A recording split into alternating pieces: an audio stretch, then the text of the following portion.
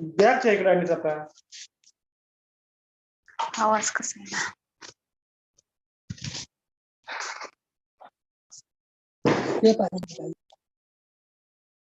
उसने तो कैंसिल रखे I will just request participant to please go on mute. We can hear you all.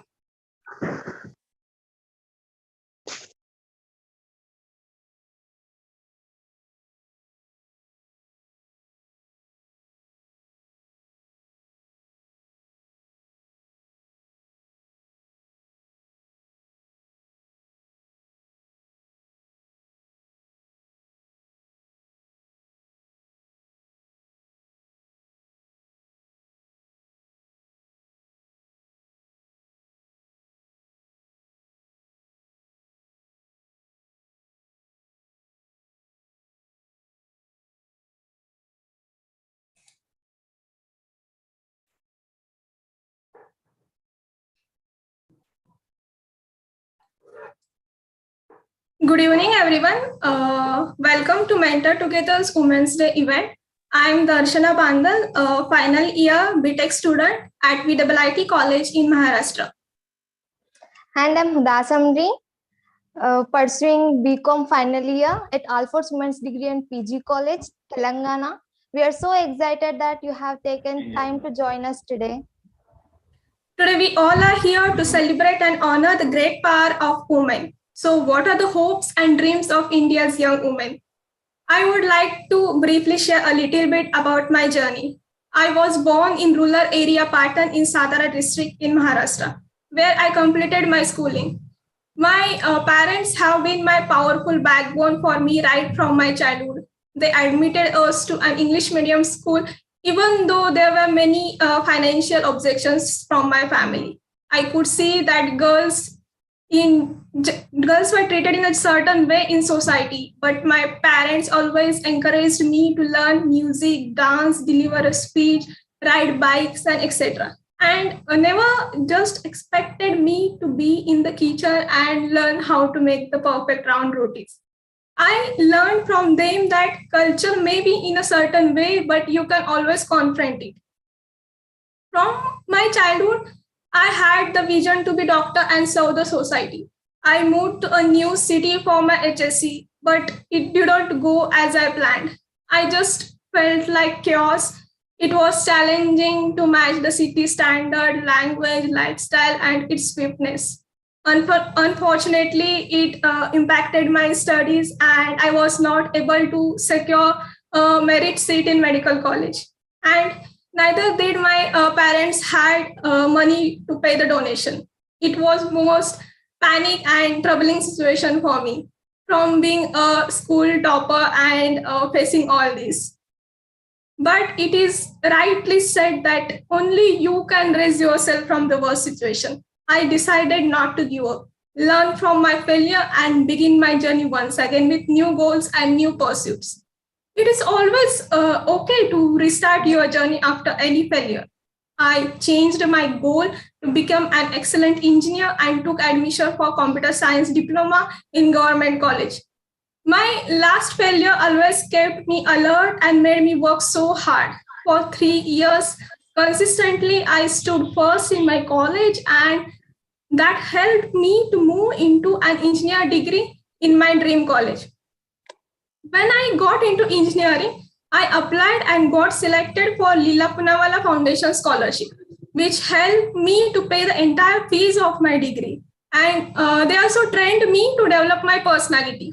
Before, I was not so confident that I will be able to crack the scholarship interviews.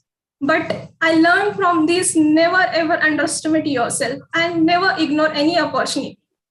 During my 3rd year of degree, I came across the Mentor Together program, and I found my excellent mentor, Vivin sir, who was working in Seattle at AWS headquarters. He enhanced my communication skills, guided through my syllabus, helped me to develop my personality, and made my personality and thinking to stand out from the others. We used to share our daily routines, obstacles, learnings. I would like to share one incident here.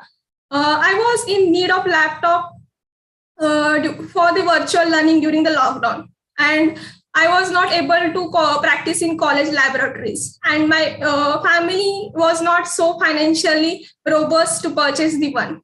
And my mentor within a month arranged a new laptop for me and delivered it to me. I heard about humanity many times, but this was the first time when I witnessed it. Today, I'm looking forward to start my career as a software engineer in Persistent System, that is multinational company. And soon, I also have a dream to complete my master's from outside the India and grow further in my career. Being a rural area born girl and to be able to have such plans would have sound almost impossible to many of them around me and my family. Like me, many girls might have gone through several problems while achieving their goals, like family pressure, exam failures, financial issues, society expectations, society restrictions, inferior complex about how they look, social media influence, age restrictions for getting married and getting early settled. I think it's perfectly fine to fail in your first attempt and rise again. Education is so an amazing power which can change one's life and way of thinking. Every girl must be passionate about their dreams and goals. We must always use and make sure that we use our education and knowledge to bring a positive change within the us and in the surrounding. We should always help other girls and women educate and develop their personalities. You never know how much even one act of support can be so significant in one's life. Thank you.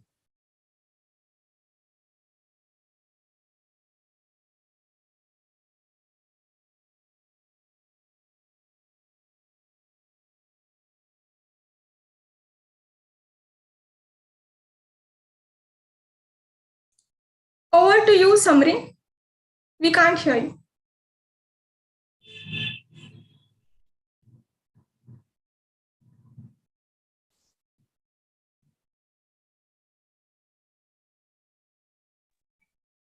Jean, is there something to do for Samreen to be unmuted?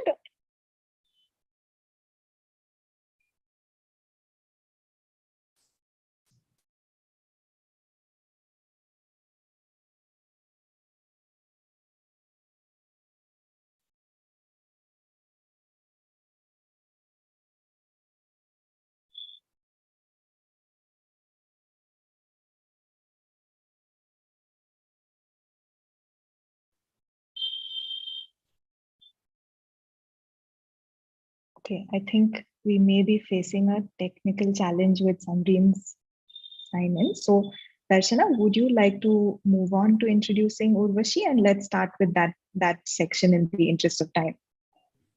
Yes, ma'am, sure. So one thing in girls like me and the successful girls is in all our stories is that we are so hungry to learn and get inspired. And that's why we are so excited for our keynote speaker for today's event, that is Dr. Urvashi Sahni. Dr. Sahni, we know you as a founder and chairperson of the Study Hall Education Foundation, as a globally recognized social entrepreneur and girl education champion. Today, we are really excited to hear about your journey. And my first question to you is, can you tell us a bit about what motivated you to start the Study Hall Education Foundation? Over to you, ma'am. Thank you very much, Darshana. First of all, let me congratulate you on your spectacular journey. Thank you so much, ma'am. And thinking of how different your journey was from mine. I was born in 1955 and I finished school in 1970 and then was married off very soon after. Anyway, about what led me to start the Study Hall Educational Foundation. I just want to say that my parents came from Pakistan. At that time, it was India, Rawalpindi. And during partition, when it became Pakistan, they are Hindus, so they had to run. And we came and settled in Pune, which is in Maharashtra, which is where I was born. And by the way, I know Leela Poonawala, and I am so delighted that you got that scholarship.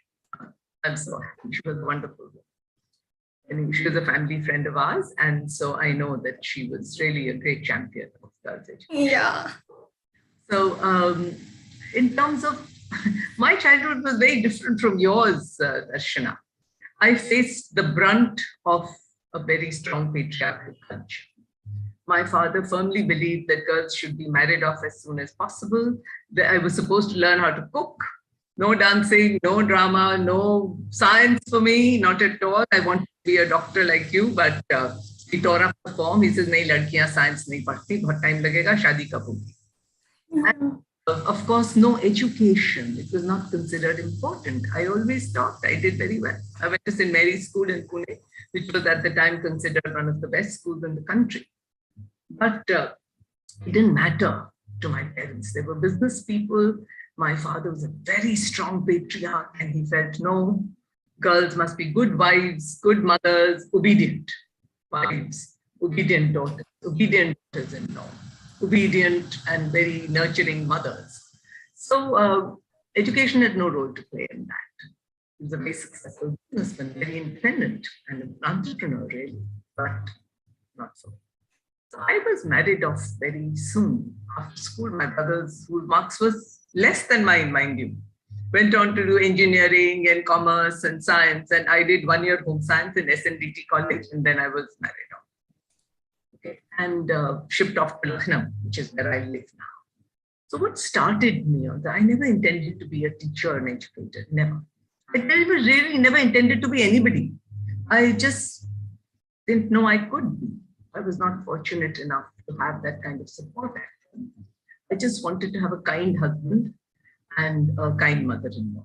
That's all. I really had no aspiration. But I wanted to study. I enjoyed studying.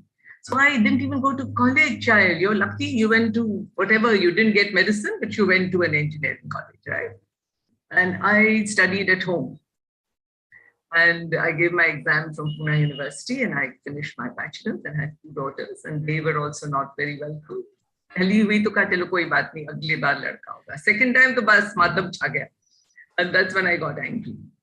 And also I kept on like you. And Arundhati, I'm so glad you have this organization. I found some very good mentors, not my parents. They had no faith in me. And they didn't want this for me. But I found this amazing philosophy teacher, Vinita Vachu. She was a real seeker of Vedanta, and I wanted to learn philosophy, understand the meaning of life. And so I looked for a teacher. I found her. She taught me one-on-one, and she made me do my master's. I told her, but a master's kya hai, bachelor's ho gaya. I was so thrilled to get a bachelor's only. She said, nahi, master's karna hai. So I did it. Even there, I couldn't attend university full time because my mother-in-law didn't. I still did it, and I topped my university. Then what happened, I'll tell you, there was a tragedy in my family. My cousin, who also went to St. Mary's School, English medium, top of the line, etc. She also had a bachelor's degree. She went to Wadia College, if you know it. And then she got married to a chartered accountant in Delhi. And guess what? She was burned to death. That was the decade of dowry deaths. Some people said it was suicide, but it wasn't. She had a 2-year-old daughter. And that shook me out of my everything. I just couldn't believe this. You know, she was like me. She was only 2 years younger. I said, my God, how did this happen? Why couldn't she tell someone? Why didn't she resist? Why didn't she protest? What happened? And I had to do something. And so I started a women's organization called Suraksha, which is still there. It was meant to help women in distress. While I was doing that, I said, no, we must talk to girls and teach girls that they must be strong. They can't give in to this. They must protest. So I started conducting workshops in schools and colleges, even people's homes. They threw me out, by the way, once saying, "Arey, aap kya bakwas karti hain? Girls are not equal to boys, and why are you spoiling our girls?" But I persisted. And while I was talking to all these girls in these colleges and schools, I realized that they were just as clueless as I was. They were getting educated, but unka future badlega nahi. because they didn't think of themselves as equal. And I said, my own education, I was supposed to be high quality. I went to such a good school, but I didn't learn who I was. I never got, it didn't empower me at all. It didn't teach me to ask the right questions. It didn't teach me that I was equal, that I had the right to live my life according to my own vision. It didn't build any capacity to aspire. And so it didn't really serve me. I think education should not be like that. It should be different. It should be based on the needs of students. Why is it so irrelevant to so many people? In doing that, I kept looking at schools. I went to Varanasi and saw the Rajghat school, and I met my second mentor, and they were, by the way, mentors for life. They are now both passed away. And she told me, she says, she and I became friends. She was much older than me. She was, in fact, one of the contemporaries of Krishnamurti, if you know J. Krishnamurti and his philosophy. And so she told me, Beta, you should start a school. I said, what? I don't have a beard. How do I start a school? So she said, no, but you have all the right questions. So I said, can I start with right questions? She said, yes, you can. In my own garage, I started the school. I was, at that time, it was a teacher from Loreto Convent for my children went. I met her, she got married. She joined me a little later, 1 year later. But so very frightened, but I started. And then slowly I understood that education cannot, if you want to change education, you can't do it only for private school children, rich children, who already have so much in their lives, middle class children. It has to be for everybody. So then after some time, I found, my Ahladi told me you should go abroad to study, and I was lucky. I got admission in Berkeley. I went there to study. There again, like your story, Darshana, one of my professors, I remember I had a tiny little laptop. Itna sa screen tha, and I was trying to write my dissertation on. She came, she saw it. Next thing I knew, she came with a big desktop Mac, and she put it on the table, and she said, Rishi, you cannot write your dissertation. Please write it on this. I'm so grateful to her. So you see, these people help you. And there again, I was only going to do my master's. My professor insisted, she said, no, you must do your PhD. So I found these great mentors who saw in me something that I didn't see, who saw possibilities in me that I didn't know existed, who believed in me when I didn't. And they encouraged me along my path. So I started the foundation because I started reflecting on my education. And I saw that it had shortchanged me. I felt it needed to be transformed. I also came to education through my work with gender equality. Because I felt I had been treated badly. My cousin had been treated badly because we were girls. We had been deprived of opportunities. She was deprived of life.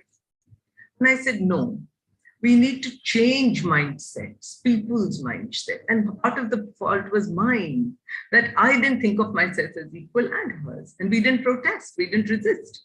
So I felt, no, education should teach girls to be equal, first of all. Others, I've met PhDs, doctors, and they don't look at themselves as equal and they accept discrimination, and it's wrong.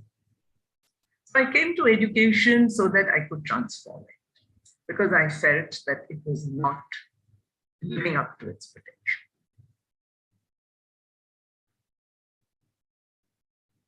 I can take the next question. Samreen? Yes, ma'am. Wonderful, ma'am. One more question. What do you feel are the underlying issues behind gender inequality, and how does the Study Hall Education Foundation tackles this issue? What have you found works to break the system of inequality? What is the underlying causes of the inequality that we find in society? See, for a long time, I was very angry with my father, that he had deprived me of things. And then somehow I understood that it was not just him. It was a whole structure, social structure. And what is that social structure? Patriarchy. Our system and our religion is also at fault. All religions, not just Hindu, not just Islam, not just Christianity, Judaism, all of them are very sexist. With patriarchy, what it says very clearly is it lays down very clear gender roles, gender responsibility, and then, of course, gender aspirations. Like my father. Now, he felt he was a strong patriarch. He believed in patriarchy. And he believed that girls and boys were not equal. This is no need for them to be. Ab ghar sambhalo, hum bahar dekhenge. And of course, you must be subordinate because we have the power, we have the money, we earn the money. And so I'm the head of the family. So everybody has to listen to me, very clear in his head. And so girls must be good cooks. They must have all the housekeeping skills. They must be good mothers and probably good in bed too, I don't know. But also that you must be a good woman. Of course, very virtuous, very chaste. Boys, on the other hand, must be trained for good careers. They must be good providers. They must be providing fathers and husbands, and of course, strong men. Women should be docile. He told me once that you're not submissive, you will never be happy. Okay, guess what? I'm not submissive, but I am happy. So now my point is that what are the causes? The causes is the social structure that people think is natural. Remember that lady I told you threw me out of her house saying that this is unnatural. Girls and boys are not equal. Kya bakas kar rahi hai? This was 35 years ago. Even then, Constitution had given us equal rights, but she didn't care about that. So it is social structures that patriarchy we think is natural, which is God-given. That's the biggest. Why God-given? Even religions foster that. Look at all your religions and look at the role that women are playing in that. I mean, it's okay, haan, Devi hai, ye hai, but theek hai. But generally, where is the woman's role? You know. Dashrath had 3 wives. Prophet had God knows how many. Okay? And Sita ko nikal diya because pata nahi usne udhar jaake kya kiya Ravan ke ghar. Where she was abducted, by the way. Okay. Why didn't he give one Agni Pariksha? Wo bhi to akele the. So now religion also fosters Sati, Savitri and some Purush, Ram, etc. So our religion then reinforces it. You're asking me for reasons, okay? And then what has happened is, if you look at the world around, where are the women leaders? And the world is in a mess because there are no women leaders. Some 14, I think, all over the world. Okay. Only, I'm just looking at the statistics the other day, I think 21% women in the labor force, paid labor force in India. Only 13% in some kind of leadership positions. So hua kya hai? Over time, power has been fossilized in men's hands. Also, these patriarchal structures have become embedded in people's minds because of religion, because of social norms, because of sexual norms, izzat ki paribhasha, all of those. It has just become part of our conceptual framework. Why do women not stop their husbands or beat them back when they beat them? Bahar jayenge to rokengi na? They will resist, they will fight back. At home they don't. वो पिटती रहती है. क्यों?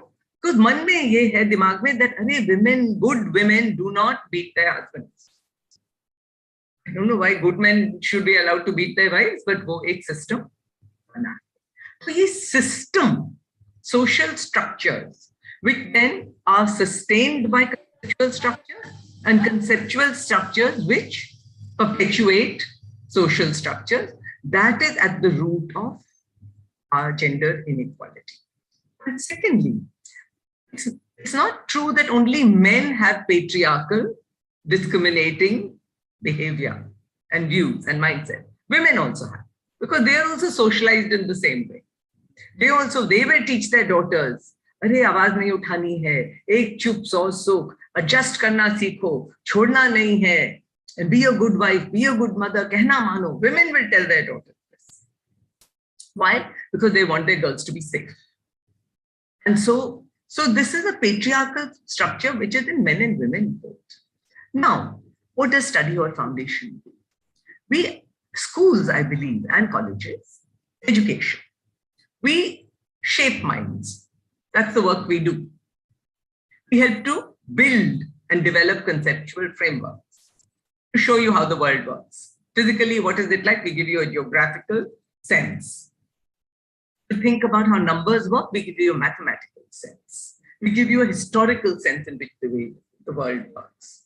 A scientific way to understand how the world functions.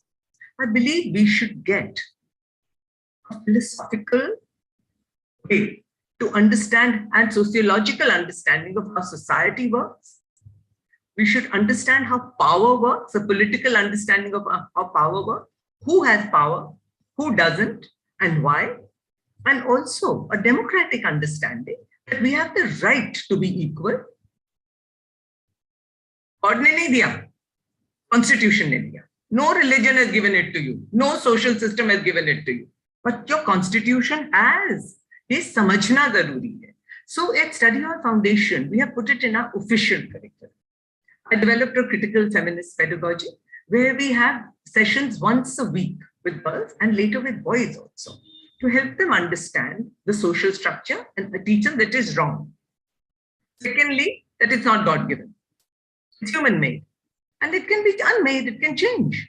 And you have the right to protest. So teaching them who they are in an empowering way, giving them an empowered sense of themselves and a critical understanding of the social structure and their place in it, and empowering them to believe that they can change it. They can change their own lives. And when they change their own lives, take action, then the world also changes. So we try to change mindsets. And with boys, what do? We understand that if you don't work with boys, then the battle can never be won. We tell them, देखो बेटा, patriarchy is not your fault. तुमने नहीं बनाया. At the same time, look how cruel it is to your sisters, your mothers, your future wives, your girlfriends, your aunts, everybody. All the women in you love. And look what a monster it makes of you. आखिर rape तो कोई करता है ना, for rapes and hour in India. So, what will you do to change it? How will you change? You have been trained into this monstrous view of being a man. Must be strong, must be domineering, and of course, lecherous to chalta hi hai. But you can change that. So what do we do? So we work in the official curriculum to build this kind of life knowledge, and flowing from that, the life skills to create a more egalitarian mindset, and then a more egalitarian behavior, and so a more egalitarian society.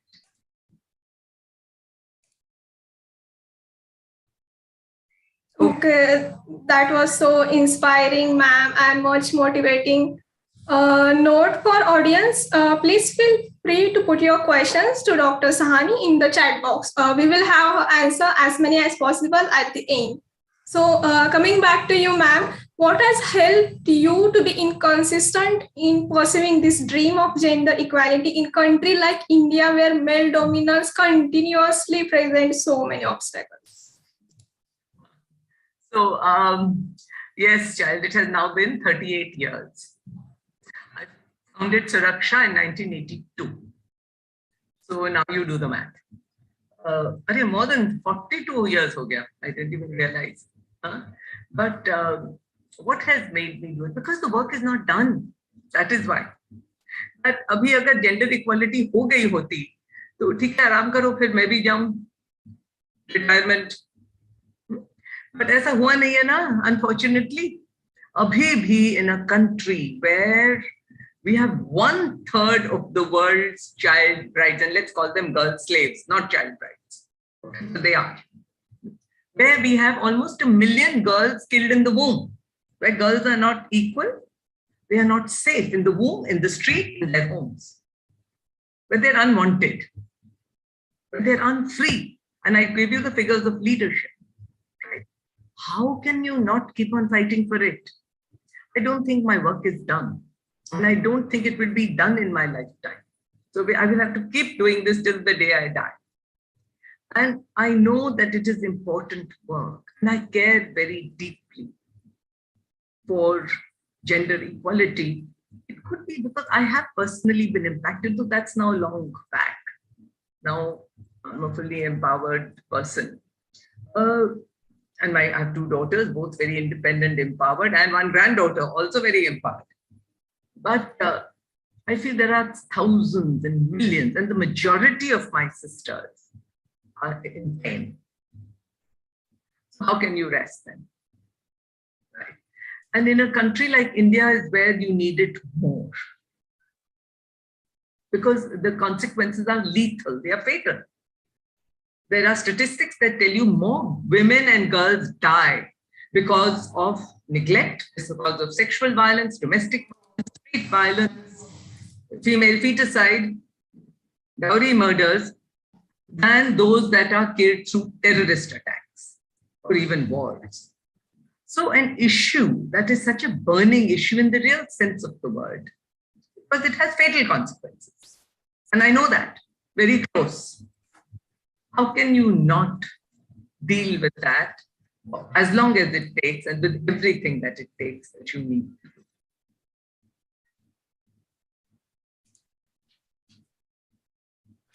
Okay, ma'am. And one more from my side, that what are some mistakes that you made and what did you learn from them? Some mistakes that I made. You know, very early in my life, I think I made the mistake of believing that it was individual men who were the problem. It was a little later, as I founded Suraksha, as I started working with more women, talking to girls, going to meetings and conducting these meetings, I learned a lot. I learned that it was a structure in which everyone is involved. It's not individual men. And that structure, it affects men as well. In fact, my father, by the way, ended up becoming my biggest fan. And he made a huge donation to my organization because he felt I was doing the right thing by educating girls. So see how people change, right? So it wasn't the individual. The mistake I made is not recognizing that it's not individuals, that it is a social structure. And if you want to change things, then you must change the social structure. Of course, it's a chicken and egg situation. That structures change when individuals change. You cannot ignore the individual. At the same time, we should not blame the individual. Of course, कोई rape करेगा, कोई मारेगा, तो उसको तो blame करेंगे, इसको फांसी चढ़ा दो. वो तो करेंगे. At the same time, there's no point holding your individual man accountable. You know, there's no point blaming that. It was a structure in which everyone is impacted. And men are socialized just like women are socialized. Many years later, I asked my father, I was blaming him, oh, you deprived me of education, ye wo fala. And so he said that, अरे मेरी तो 7 बेटियां होती तो मैं उनको इसी तरह पालता. ऐसे तो अच्छा है आपकी 7 नहीं हुई, 2 ही पे आप रुक गए. But my point is that, see, he was so socialized in it that he couldn't believe it. Once, you know how our girls are always topping in these state results, right? So he was very puzzled. He said, ये कैसे होता है कि लड़कियां first आ जाती हैं? He couldn't believe it because in his head, boys are superior, तो कैसे लड़कियां फर्स्ट आ रही हैं? He couldn't believe it. I said, कि आपके घर में भी आप तो देखते ही नहीं. So that was a mistake. And then in terms of, I remember when I started Suraksha, I had no training in counseling. And I did put my foot in my mouth many times. I could have been more diplomatic. I could have been more tactful. And I think in some of those cases, I ended up harming women's cases rather than helping. So I learned from that how to be much more careful and how not to underestimate the forces of patriarchy and how they get more violent when you resist them. So you cannot put your clients, in that case, they were my people I was working with, at risk. Because you feel, "Arey, bilkul galat ho raha hai and I'm going to fight it." You have to be careful and you have to tread more warily. I was very radical. And even so now also I've learned how to help our students to protest safely, to seek mediation where they can't do it themselves. And we give them lots of opportunities to rehearse empowerment because then they don't have consequences. That's why we use drama so much. But then they learn the lessons and they know how to navigate that terrain carefully. So those are some of the mistakes.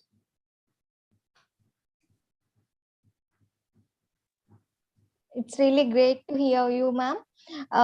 What is your advice for young girls and boys?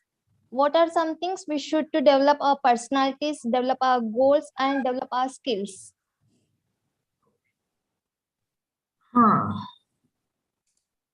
You know, of course, my first advice to girls would be, I'm going to start with gender equality. And why it is so important for girls particularly. If for boys, but let me tell you why it's more important for girls. Darshana, you were lucky your parents were on your side. I told you how my parents were not on my side. And there are many cases I know from our students also where parents are not on their side. They want them to get married because they think of that as a way of settling themselves. जब ये settle हो गई लड़की, it's almost like a career. लड़के के लिए degree, लड़की के लिए शादी, और डिग्री भी इसलिए ताकि शादी अच्छी हो जाए. मैरिज मार्केट में ज्यादा बिकती है. So everything is subsumed to that. ज्यादा नहीं पढ़ना है क्योंकि शादी पे लड़का नहीं मिलेगा. इतनी पढ़ी लिखी लड़कियों का मार्केट नहीं है. That kind of a thing.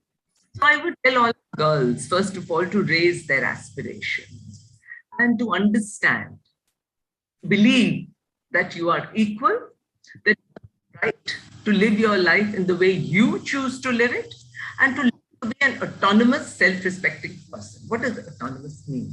Autonomous means living your life according to your own terms, living a life that you choose, and equipping yourself to make that choice.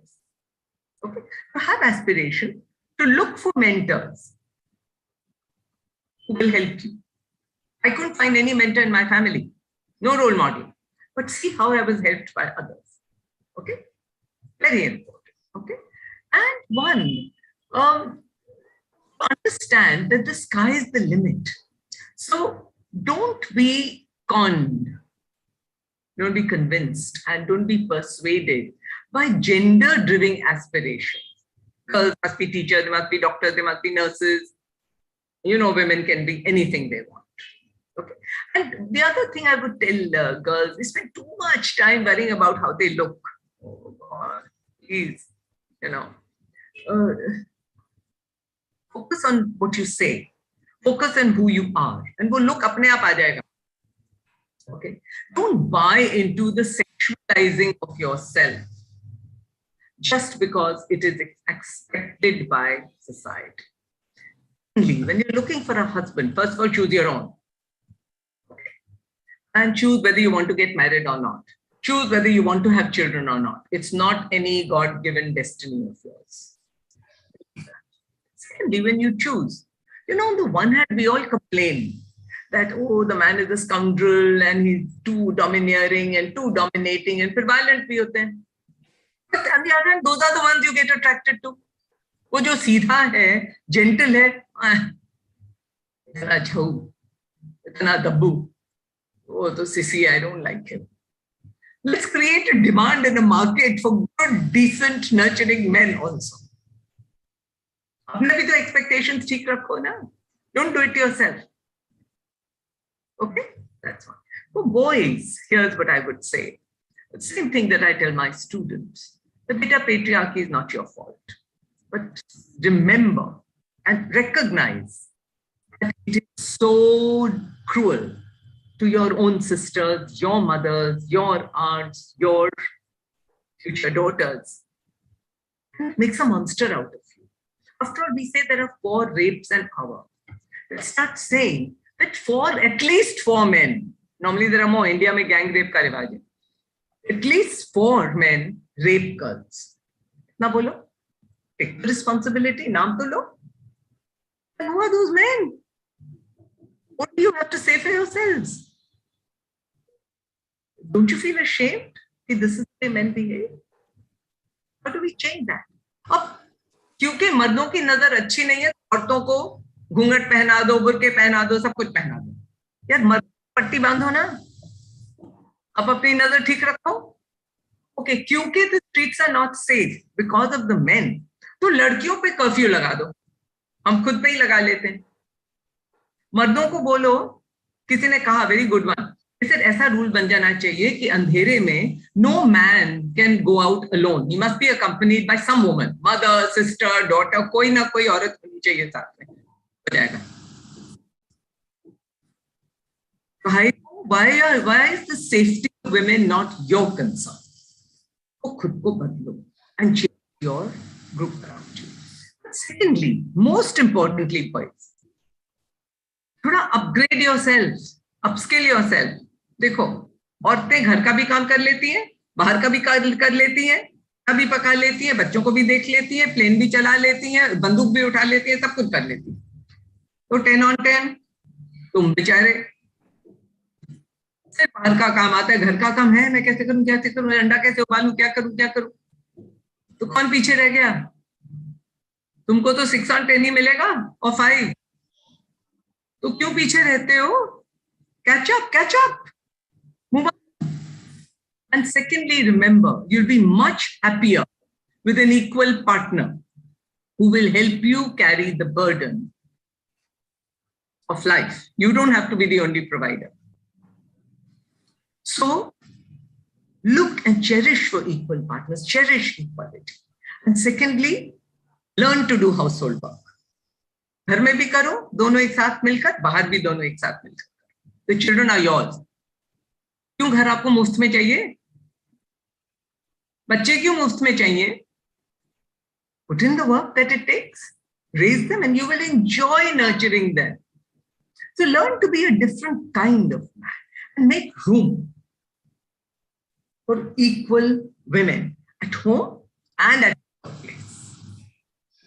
And Huda, I'm not a big believer in personality development in a vacuum. Okay. Personality develop hoti hai by your deeds, by your thoughts. Like akeli cheez nahi hoti. Like I don't believe you can teach anyone public speaking. If you have something to say, you will learn to speak publicly. Don't take classes. So don't look at all this in isolation. Focus on being who you are, honestly, strongly. And most importantly, don't stop learning. Be a lifelong learner. And when you believe that you're an equal person, when you believe that the world is yours for the taking and yours for the making, तो फिर confidence आएगा ना? Learn to work with each other in groups. Learn to speak your mind. And most importantly, continuously learn to think critically. Critically examine your social structures. Critically examine your religion. Whichever it is. उसमें जो बुराइयां हैं, have the courage to speak up. And try to change that. Don't get swayed. Wherever, इधर हवा चली तो इधर, उधर हवा चली तो उधर. नहीं भाई, get a spine. Stand your ground. Okay. Wonderful, ma'am. Wonderful. A question one of our young female mentees had is, how can I be powerful without alienating people or upsetting them? Okay, beta. You can't break an egg without cracking it. Okay. That is one. And you should stop worrying about upsetting people. You should focus more on speaking your mind where it is important. All right. Now, when you go, I'll give you an example. That we really believe the caste system is a very bad thing, and we try to have critical dialogues on caste as well. So, play bhi kiya tha, in which the caste system was being totally demolished and cracked. So, usme ek parent ne kaha that, what is this? They were Brahmins. How can you teach why my child not being allowed to feel proud to be a Brahmin? Now, we had offended him. Okay, so I'll leave you to decide whether that was a good thing or a bad thing. So he said this, and I said, why don't we talk about it? So I talked to him, and we discussed it. He got upset. I kept on discussing it till he had to finally come to terms. So he said, we'll agree to disagree. I said, absolutely. But I really think if you believe in democracy and you believe in equality, then you cannot have a hierarchy of castes. It's wrong. And that's what we are trying to teach your son. बच्चा भी school में उसको निकाला नहीं है. Now we have women come and yell at us and say कि अरे मेरा बेटा क्यों घर में पानी भी नहीं उठाएगा, ये काम मर्दों का नहीं है, ये छोटा काम लड़कियां करेंगी, अब क्यों उसको गलत सिखा रहे हो? And we sit and talk to her. अरे हाँ ठीक है बहन जी, नाराज मत होइए, बैठ जाए, let's talk. Okay. Similarly, this girl wanted to study after class 10. Her father wanted to marry her off. And he said, मेरा कहना मानो नहीं तो get out of my house. She defied him. He kicked her out. Dadi kept her, and today she has a master's in gender studies. अपना plot भी खरीद लिया है, गरीब लड़की. But she had to offend her father. I'm sure many of the things I did, I upset my father immensely. and my mother-in-law. But you can't do everything. You can't change things without upsetting people who gain from changing those, gain from keeping those things where they are. You have to be prepared for that. Of course, you must pick your battles. Don't fight about everything. I'll give you another example. That my mother-in-law was a great, she was a very nice person, very kind, very good, but very casteist. So ye kya karti thi? She told me once that she was very annoyed with me. And she said कि तुम अपने जूठे बर्तन जमादार के हाथ kitchen में भेज देती हो, and so I should do it deliberately. So I said कि cook बड़ा नाराज है and he's going to leave. Now she was smart. She knew कि बोलो cook चला जाएगा, then she has to cook, तो नहीं करेगी. So I said, अच्छा mummy, let me think about it. So I went and told Jagdish. That day I cleaned all the bathrooms in the house. And Jagdish was our cook. I told her, I said, Jagdish, मैं आपकी kitchen में आ सकती हूँ, जुम्मन क्यों नहीं आ सकता? So he says, अरे वो तो भगवान ने बनाया, उसको तो जिम्मेदार है, गंदा काम करता है. I said, फिर गंदा तो हमारा ही साफ करते हैं, मैंने आज साफ किए. He said, आप कैसे दुनिया बदलेंगी and all of that, you know, ये तो भगवान ने बनाई है जाके. I said, देखो जी जगदीश, आपको रहना हो तो साल भर हमेशा के लिए रहो, लेकिन इस घर में तुम भी एक जैसे, जुम्मन भी एक, मैं भी एक, हम लोग सबके साथ एक ही बर्ताव होगा. आपको ठीक लगता है तो रहो, नहीं तो मत रहो. मैं जबरदस्ती तो नहीं करी, आज भी है वो बात को 40 साल हो गए. Then I told my mother-in-law. I told Jagdish, she's not going anywhere. She got very angry. And so she says, कि तुम अपनी मनमानी करते. And then, you know, my husband told me that we are not divorced. At that time, we were not. He told me that, why are you making such a big thing out of it? She's getting so upset. So I said, no, Sunil, this is very, very important. It's an ethical thing. And I will not live with your mother-in-law. I want a separate kitchen. I've never said this. For so many years, I really love her. I would like to live with her. But otherwise, I will have a separate kitchen where I will do none of this. So then she won't be upset. Of course, we stayed and my mother-in-law changed. But my point is that you have to upset people when a thing is very important. I took my time. But I did revolt. When I stopped keeping Karwa Chauth, then also she got upset. But I stayed with it. I told her it's a very sexist fast. I won't do it. So you cannot not upset people. Remember that. You have to see when something is really important to you, then don't worry about upsetting. Yeah. Very true, ma'am. And final question from our side, ma'am. When you find these old mindsets in people in positions of power, in education leaders, political leaders, business leaders, how do you tackle them? With argument. And now, most importantly, I use the Constitution. I said, you can say whatever you want. That's your personal opinion. What does the Constitution say? If you're an Indian citizen, like I am an Indian citizen, I am just going to quote the Constitution to you. मैंने नहीं कहा, मैं कौन हूँ? Constitution तो बोलता है, उसको तो मानोगे, right? And what I found is people find that very difficult to counter because it's a very strong moral argument, and it's not a moral argument from religion. It is a moral argument from some philosopher. It is enshrined in your Constitution, and what does the preamble say? We, the people, do hereby adopt, enact, and give to ourselves. So तुम भी we the people, मैं भी we the people. Constitution सबने मिलकर बनाया. Citizen हो तो मानना पड़ेगा. तो फिर अब जवाब दो. You have to find overarching principles. It's not you against me. I'm not telling you something that you should change. I'm telling you, who am I? Why should you care who I am? But I'm telling you that this is ethically wrong, and your Constitution says that. There are laws that say that. So it is not my opinion against yours.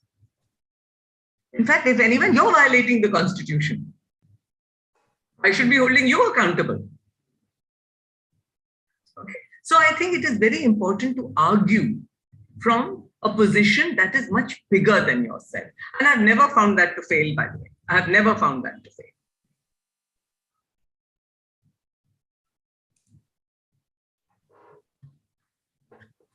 Okay, ma'am. Thank you so much for your time today, Dr. Sahni. It has been such an honor for us to have you to share your journey with all of us. It helps us to think our responsibilities as a young people much beyond just our career goals. And as a note of appreciation, we will be sharing with you in a few days a special memory of your talk today. So look out for it. Thank you very much. Thank you, Huda. Thank you, Darshana. And thank you, Arundhati, for inviting me and also for setting up this wonderful organization. God bless you all.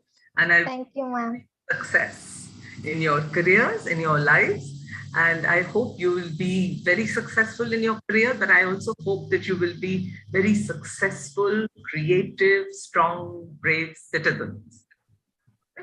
Sure, ma'am, And definitely. global citizens. Okay. So thank you. Thank you. Thank you so much, ma'am. We have a second exciting discussion in our Women's Day event, and for that, I would like to hand it over to Renuka and Triveni. Over to you. Thank you, Darshana. Hi everyone, I'm Renuka. I'm a third year electrical engineering student at JSPM's RSOE Pune. And I'm Triveni. I'm a third year BA computer engineering student at AISSMS Institute, Pune. The theme of this year's Women's Day has been set as gender equality today for a sustainable tomorrow, which recognizes the contribution of women and girls around the world who are leading the charge on climate change adaptation, mitigation, and response to build a more sustainable future for all. It's hard to miss news or discussions about climate change, but it can still be a confusing topic, which is why we have organized this panel. Our panel of mentors today are working on climate action and sustainability in many inspiring capacities.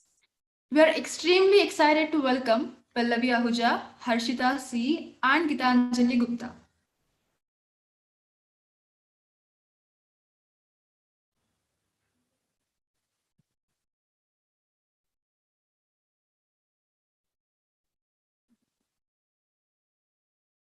So, Pallavi Ahuja is a manager in systems transformation at We Mean Business Coalition. She is a sustainability professional working with international civil society on climate action for the past 8 years. Her work looks at ensuring Indian businesses set ambitious climate targets and demonstrate significant progress. Gitanjali Gupta is a program manager in packaging sustainability and innovation at Amazon. Gitanjali's professional journey began 13 years ago in the field of packaging design for innovation and sustainability. Drawn by the allure of packaging being the first touch point between the person and their purchase, she has developed solutions for a variety of organizations like Amazon India and ITC Limited. Harshitha works as a senior manager in customer service and analytics at Amazon. She is also currently a board member of Women at Amazon India community.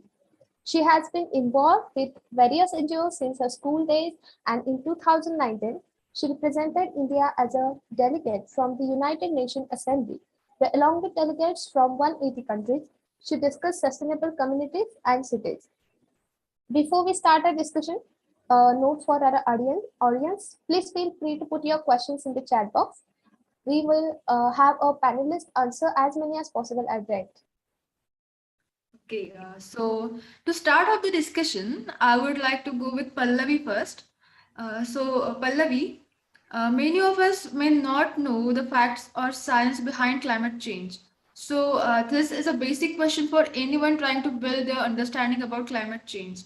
The question is, when did climate change begin? What is the rate of climate change currently, and what is it predicted to become? Sure. I think it's a great question to start. And I would like to thank you all for inviting me. I think it's a great audience. And I think the panel and the speaker before us was excellent. But anyway, shifting gears. So climate change. Well, to answer this question, I think we'll all have to go back 200 years approximately. So let's shift our focus. Imagine you're in the 1800s, right? This is when the first industrial revolution kicked off. There's extensive use of coal. Coal was realized as the new gold. You were setting up railroads, you were clearing up land, you were cutting forests, you were setting up manufacturing plants, you were setting up industries. To do what? To make our lives better, to make our agricultural system better, to feed us better, to make our infrastructure way more sort of safer, cleaner, neater for us. Sanitation got better. But in turn, what did we end up doing? We in turn ended up emitting a lot of greenhouse gases. Greenhouse gases like carbon dioxide, methane, I won't go into the sort of technicalities of that. But basically, the more greenhouse gases there are, the warmer the Earth's climate becomes, right? These gases are like a blanket. Imagine that wrap around the Earth. And what that does is it traps the sun's heat within our atmosphere. So it sort of starts raising the temperature of the planet. So even though with the first industrial revolution, we had all these great amenities around us, but it ended up leading to a lot of population growth because there was better food, there was better care, there was better health. In 1850s, the atmospheric CO2 levels, which is basically the way to measure the concentration of carbon dioxide molecules in the atmosphere, was about 290 parts per million. And I want you to remember this because I'm going to pick this up again. So 290 parts per million of carbon dioxide in the air in the 1800s. And the mean global temperature is around 13.6 degrees, right? We're going to leave it at that. Life is getting better, but you have more population. Fast forward 100 years. Suddenly now people are measuring how we are living. The term global warming, which describes as the increase of Earth's average temperature surface due to the greenhouse gases from human activities, is believed to having been coined in 1975. But temperature itself is not the severe effect, right? It's the climate change. The changes which are leading to, so for example, the climate change is a longer term effect. It's not just the surface temperature, which is rising, it's the rain patterns, it's the sea level rise. And this has a much greater impact on our human lives. So climate change as a term became recognized in about 1979, right? And it became of international importance because everybody realized, oh my God, this is not normal. This is not supposed to happen. And we are facing something extraordinary. Fast forward again, let's come to the present. 50 years hence, we are sitting in this world. What was the mean temperature we talked about? 13.6 degrees. Today, we are sitting in a world where the mean temperature is touching 15 degrees Celsius. Well, it may not look a lot different to you, but think about it from a carbon dioxide perspective. Carbon dioxide at that time was 290 parts per million. It's around double now. It's 415 parts per million. Basically, more greenhouse gas, more heat getting locked in, and warmer the planet is getting. So the Intergovernmental Panel on Climate Change, which is IPCC, does an assessment every year to tell you how good or bad the situation is. Now, recently, and always they've been saying that regularly predicting that this change that we are experiencing will increase with the additional warming in the planet. And the results from a wide range of climate model simulations suggest that the planet's average temperature could be anywhere between 1.1 to a 5.4 degrees Celsius warm in 2100, which is where, by the way, not very far, we're only 80 years from there. But the impact of that is supposed to be catastrophic. In the last 200 years, it was 1 degree approximately. And in 80 years, it could be a 5-degree shift. So these little changes that we are seeing are going to get monumental. And I'm sorry, this is not a very beautiful picture I'm painting for you, but sadly, that's sort of the scientific reality that we are facing and why we're talking about it now. But I'm going to stop there. Thank you for answer, Pallavi. Gitanjali, while talking about sustainability, packaging and waste is a major part of the discussion. You have contributed to the launch of paper-based packaging for e-commerce, recyclable packaging, and buyback system. Can you tell us a little bit more about these initiatives? Thanks, Triveni, for that question. That was a great one. The most important thing that I picked in the question was waste. taking a major part and the role. I think everyone present here, even me, before I started working in this field, we used to think waste is the main culprit for us to achieve this climate temperature changes, which Pallavi just outlined and shared us such a, I will say, eye-opening numbers in front of everyone. Thanks, Pallavi, for that. So I would just want everyone to focus on one point. The main issue for any country, not only India, is not the waste. The main issue is how to collect the waste and how to segregate that waste. Okay, so that's where the most important issue comes in. So why does collection is a challenge? Collection is a challenge because every kind of waste is not have value, does not have a value. Okay, so the waste which have value will only be picked up and will only be collected. Remaining all waste would be leading up to the landfill. In India, if you see huge dumps of garbage, the landfill. Why is it so? Because we are leading to the amount of waste which cannot be collected, which cannot be segregated, because it does not generate the value. And that is where I will say our roles like our packaging technologist, which I play, comes in picture. So how can we work on packaging solutions which can help us to eliminate the landfills, which can help us to generate the economy from this waste, so that we can facilitate the collection and the segregation. So I think every one of us here on the call would have somewhere in our life would have seen a rag picker, correct, who just is nearby a garbage dump yard, okay, and is choosing and picking up something from that dump, but not collecting everything in his bag. Why is he doing that? Have you ever thought of it? And that is why, because he is only picking up the waste for which he will get the money.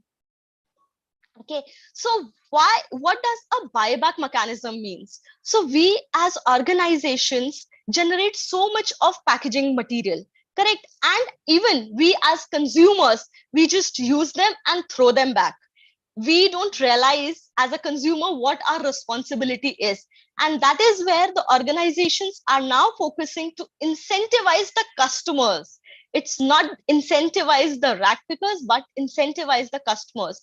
Nowadays in India, you would have seen at many railway stations, at many airports, and at many public places, there are machines in which if you put a PET bottle of a Coke or a water bottle, you will get some vouchers or some coupons of cashback. That is called as buyback mechanism. Okay, so that's where my role was in my previous organizations, where I worked on how can we incentivize the customers. I would request everyone on the call, whenever you buy next time a Coke bottle, a Pepsi bottle, or a oil bottle, just go through a label and it will read, if you return 1 kg of plastic, you will get 15 rupees or a 20 rupees. So you just give it a point. Okay, just go through that label, and that is what the buyback mechanism is. And that is where our roles come in. The second point which I highlighted was on the segregation. While which kind of waste will give you a value and which kind of waste will not give you a value. So that's where a recyclable packaging or a non-recyclable packaging is being defined. So what is non-recyclable packaging? Which does not have any end use. So once it is thrown, it does not have any other use. And that is why it does not have any value associated towards it. So when we work on developing the packaging materials which are recyclable, reusable, that means that waste has 100% chances to be picked up by a rag picker and will not be leading to a landfill. So I worked on a project for oil packaging, just to give an idea. So if you see nowadays the milk pouches, the oil pouches, you will see it has a claim written as recyclable packaging. Earlier, it never used to be the case. So that is why it used to go into landfill. And why does developing these solutions, recyclable packaging or sustainable packaging materials, become of prime most importance, is to develop what we call a circular economy. Circular economy means you just generate a packaging material, the customer picks up, the customer throws it, rack picker picks it, it goes into any other use and generates the money. The same money is circulated back again to use for the organizations to generate the same amount of packaging. And that's where we create a circular economy towards the packaging material. And that is where packaging plays utmost importance role. So just two things I would want everyone to understand. Waste is never a culprit. It's just the collection and segregation which is the culprit. And that is where in India nowadays, after being such a focus on sustainability and segregation, you would see there are green color, blue color dustbins that helps us to segregate the waste. These are some of the initiatives as a organizations or as a government bodies we are taking to ensure how the collection and segregation can be made more easier. Yeah, that was very interesting to learn about. Thank you, Gitanjali. Now, Harshitha, how did you get interested in climate action and sustainability? And what would you suggest to anyone interested in this topic about how they can start their journey?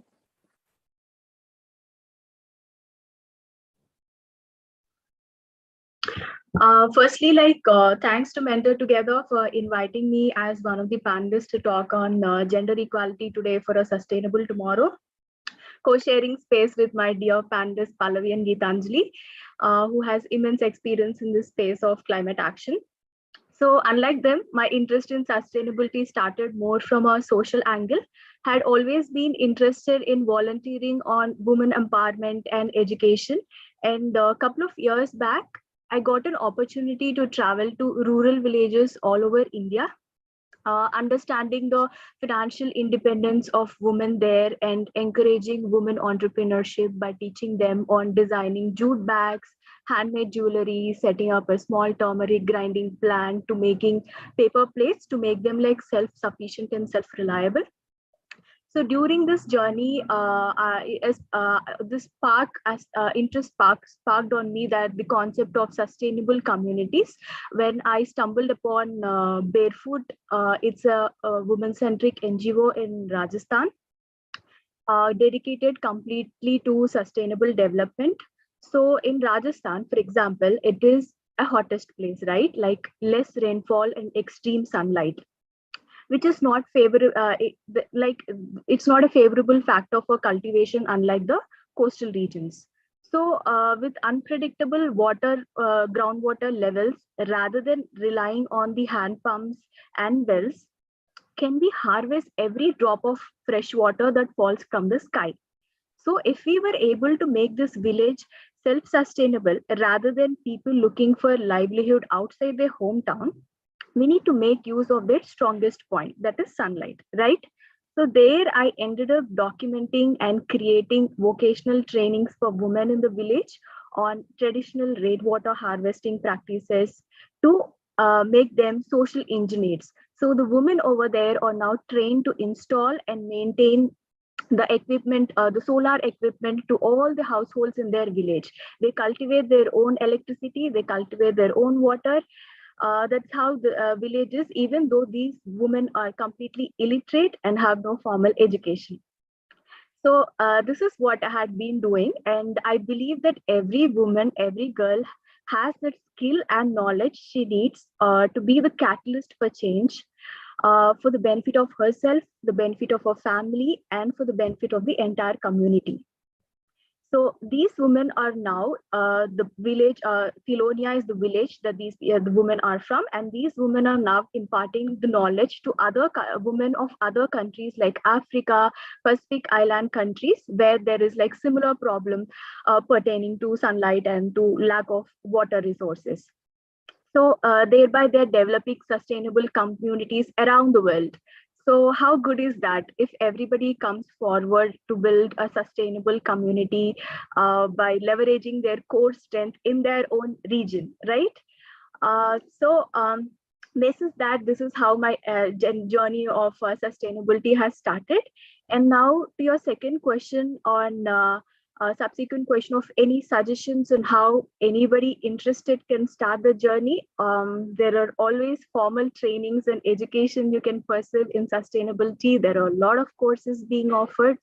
And now, as you've seen, every company is focused on reducing their carbon footprint and a lot of jobs in this space. But somebody like me who doesn't have a background but still interested to contribute something to the climate and to sustainability, there are a lot of NGOs looking for volunteers who can help build a better planet. So while I know we are all busy with our work, we can always take some time to be the change that all our speakers were talking about till now, one step at a time.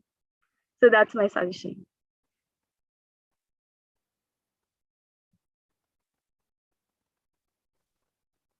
Thank you, Harshitha. Coming back to you, Pallavi, very recently the COP26 summit concluded, and one of the commitments India made is to achieve net zero emissions by 2070. What does that mean, and is it possible? You mentioned that your work looks at how businesses set ambitious climate targets and demonstrate significant progress. What do you find the biggest challenge in getting them to do this? Yeah, sure. I'm going to start with the commitment India made. So according to IPCC, which is the Intergovernmental Panel on Climate Change, which I just mentioned, if the world is able to reduce its emissions into half by mid-century, which is 2050, we are on a path to a world with a climate change or a rise in temperature only limiting to 1.5 degrees Celsius, which is the target. And by the way, that is very ambitious right now, but that's our target. Now, in line with this, India made a net zero commitment, being a growing economy, right? We are a manufacturing economy, we are a growing economy. We said that we could only make it happen by 2070. Now, what does net zero really mean? Net zero does not mean that we will stop emitting carbon, that we will stop our means of production, we will stop growing our economy. It actually means that the emissions are being balanced by absorbing an equivalent amount from the atmosphere, right? So whatever we are emitting, we probably will try and reduce it, but whatever we are emitting, we'll try to balance it out by absorbing the same amount of emissions in the atmosphere. So in order to meet that 1.5 degrees Celsius global warming target, the global carbon emissions should reach net zero around mid-century. And for example, these could be things like planting new forests or drawing down technologies that sort of directly air capture these emissions, right? Some of these greenhouse gases. And is it possible? Yes, it's very much possible. It's not a very easy route. It's not a very easy target, but it is possible. But what it will take is very strong action and collaboration from all stakeholders in our society. So not just governments and not just people like us, but also businesses need to take that step, because business eventually become the biggest evidence producers, right? We always look up to businesses. Businesses are the first movers. They show us what can be done because they have the money. And they are of a size that is ideal enough to make change. And they have controlling factors around them. So we work very much with businesses in India and across the globe on setting these targets very ambitiously for themselves. But of course, it's not easy. The most important thing to remember is that these net zero targets can mean very little or nothing unless there's a concrete plan on how we are going to cut these emissions, right? And the key challenge is for these companies to set a very clear pathway to achieve that, a clear plan, which is immediate and has a long-term action. Now imagine, I'm just going to give an example. I have a target as a student, for example, say I want to top my class, right? I know that if I top my class, what will I achieve? If I top my class, I will probably get into the top cream 2% of the university. I'm going to be able to get admission into better colleges from there. I'm going to be able to be more prospective for a better job opportunity. I'm going to make more money, hopefully, right? So I know what I can achieve if I become a topper of a class. How will I do that? I will probably have to succeed in all the subjects that I'm studying. So I know that I will have to do well in science. I'll have to do well in maths, English, Hindi, geography, social sciences, whatever that may be. But do you think knowing that is enough for me? I know what all needs to be done, but I don't know how I'm going to get there. So unless I have a plan of what I'm going to do on a daily basis or on a weekly basis, what are my milestones, right? Where do I check progress every few years on how I'm doing to see whether I'm even doing the right thing or whether I'm going to even get there? So do I need to course correct? So the plan is the most important part. And this is where we know all organizations, even governments, have a very tough time sort of setting up these milestones, clearing, making clear plan. And that's what we think has been harder, but we try and help them identify the ways to do that. As a follow-up question, Pallavi, there is a lot of debate of what contributes more to climate change, like population or prosperity, and whether all nations have to be equally responsible to make changes. What are your thoughts on this? I think both. Well, population and prosperity both are leading to climate change. Let's put it that way. I know that I highlighted population, but I think in the understatement, we were also talking about why we are doing what we are doing, right? We are trying to make more money. We are trying to make ourselves richer. We are trying to make ourselves better with the infrastructure. So obviously, population poses a pressure on our resources. It becomes harder for these limited resources to be able to provide for more people. But prosperity, on the other hand, can only come from exploitation of these same resources. So these resources are finite, and we are trying to pull them in all directions. We are trying to make the most out of it, and we are trying to provide a lot of people with it. So it's both, in my sense. And do all countries have responsibility to make that change? Yes. All nations, in my perspective, have equal responsibility to contribute to controlling our carbon emissions. Well, of course, some countries will emit more than others, and they do historically, and they should be investing heavily and acting rapidly to curb that. But it still means it's a collective effort. In the end, the entire human race is at risk, right? And climate change does not differentiate. It will not differentiate based on your skin color, your caste, religion, nationality, or even gender. It's not going to see where you come from when it hits you. It's going to hit us all. And so no one can be left behind. So everybody has equal responsibilities. Yes, the contributions are different from different countries, but I think we all need to do it together. And unless everybody does it together, I don't think we're going to make it. Yeah, thank you, Pallavi. Now, Gitanjali, what are some challenges for businesses as they think about the transition to sustainable packaging? When making such decisions, do companies look at whether it is profitable for them to do this? Well, thanks, Triveni, for the question. I think this question actually reminds me of the leadership discussions which I used to have when we started working on sustainable packaging almost 7-8 years ago in some of my previous organizations, because that time it was of primemost who wants to do sustainable packaging, because it comes with a expensive cost. So who wants to do that? So that had been a very challenging, always the leadership discussions. What were the main challenges, I would say? Since sustainable packaging materials which are there, they are not available easily. They are not everywhere available. So how to make them scalable? How to build a supply chain for a continuous business supplies? That's one of the biggest challenge. If you don't have those materials available, after one time, you will stop using them. So the business continuity will be lost. So that becomes one of the business risks. Second is, I would say, what does a role of packaging is? The packaging actually contains the product into the form and the desired qualities to ensure it reaches the end customer in the desired state. So not all recyclable materials or sustainable packaging materials are able to provide those properties. So how can we get them into new developments? So these are completely new developments, which all the organizations are also developing as they are moving on the path of sustainable material developments. So they are not just available. You just pick them and just make them to use. Okay. The third point, which I want to really want everyone to pester upon is, which I mentioned in the earlier point as well, the infrastructure. So currently, many countries does not have the infrastructure which is there. So even if you develop, for example, we say compostable plastic or biodegradable plastics, okay, we develop them at a higher cost. Business is ready to do that.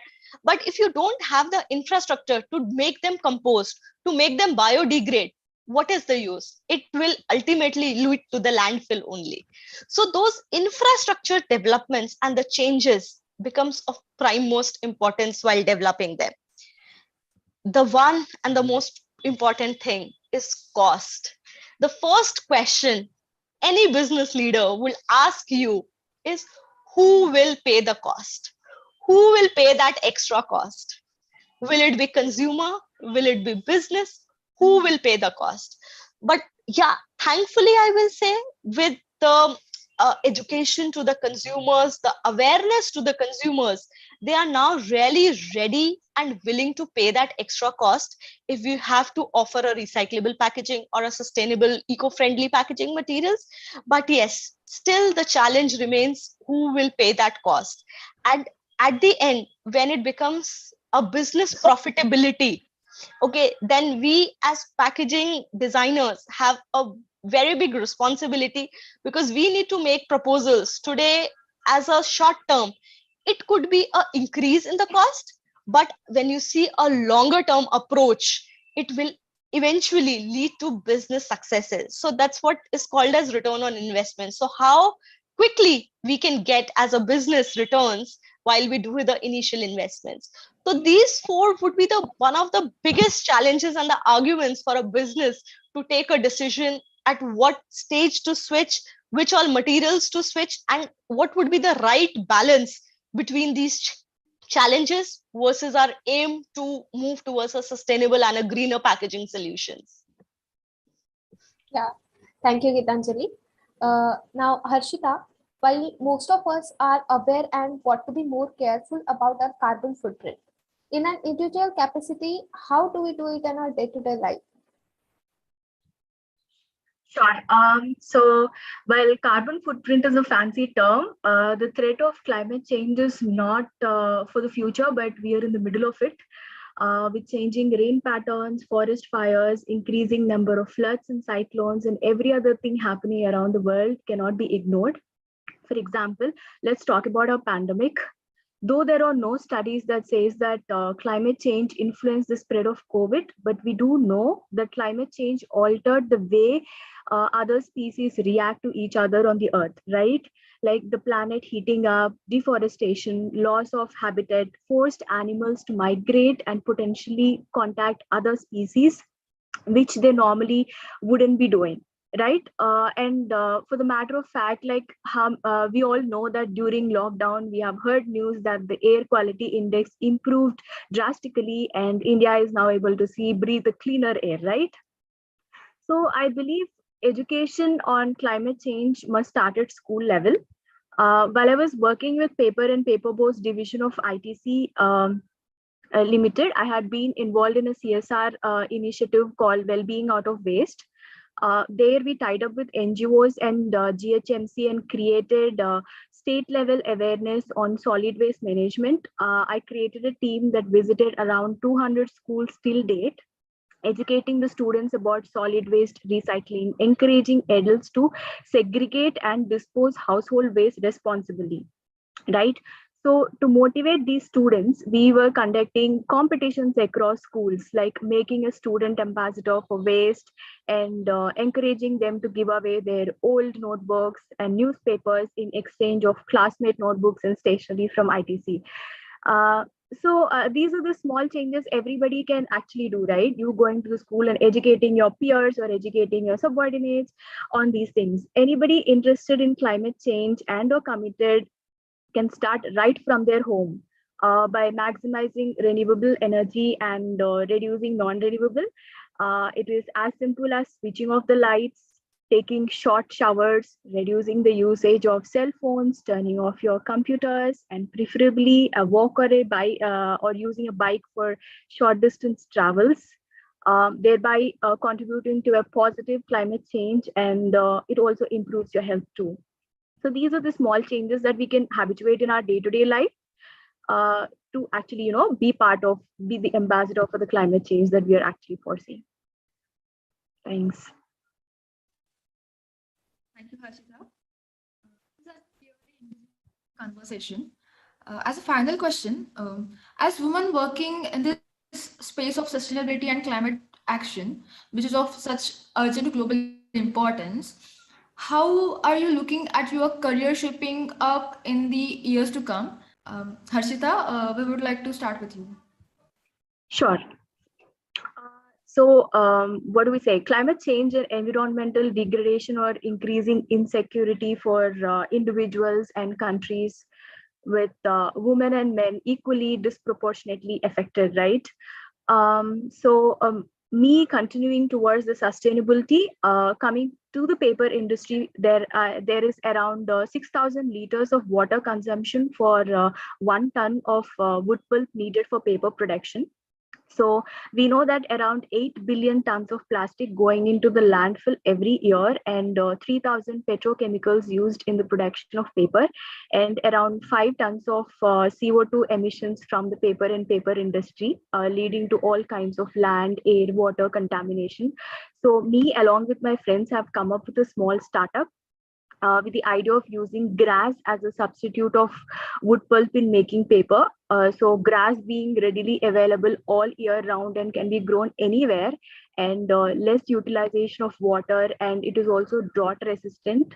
So this is the idea that me and my friends have come up, and we presented this at the HULT ISB finals on the topic of finding solutions for empowering the earth. And we got around 2nd place on the best world business idea for the better planet. So with that funding, we are actually currently doing it in Tamil Nadu for now.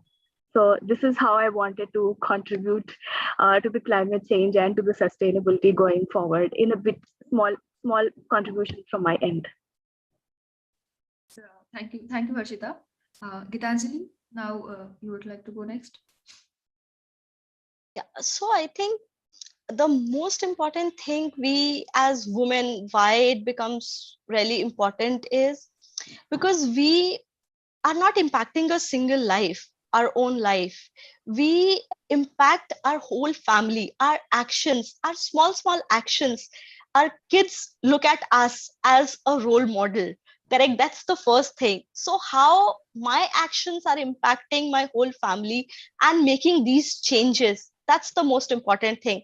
The one thing which Harshita mentioned, how can we ensure for a short distances, we just take a walk and just don't take vehicles out while moving from our home. So that's the role which women play. Women really play a very important role in being a decision maker for the household shopping.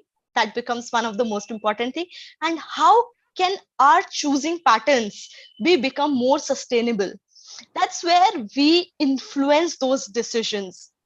Then secondly, why it is a responsibility, personally, I will say, on women more than men, because socially, what Dr. Urvashi was also mentioning, socially we are born like that, and we inherit those natures of reusing things. So we have seen our mothers reusing those plastic packets, just storing them always, not just throwing anything, how to reuse the food which is being made, how to minimize those wastages, how can we use the waste which is generated in our home as a plant secure. Okay, so those are the actions we as women take, and which influence in a sustainable manner a lot, and influence the society, our people around us a lot. And that is where we play a very important role. Thank you, Gitanjali. Finally, Pallavi. Yeah, sure. I'm just gonna bring together some of the things that Gitanjali and Harshita just said. Well, so it is notable that participation of women generates way more effective and equitable climate outcomes, right? This is not a question anymore. There's research that demonstrates that due to our socially prescribed gender roles that both of these people just highlighted, women sort of assess risk differently to men, right? And typically, they prioritize the welfare of their families, their communities in resource management decisions in the house, which is exactly what these guys were saying. And in 2019, if you want to sort of broaden the perspective a little, there was a study which found that national parliaments globally with more women in them actually pass more stricter and stringent climate policies. So obviously the role of women is not just confined to their households and communities, even though their influence is immense, they actually have a way more sort of footprint in terms of the change they can make.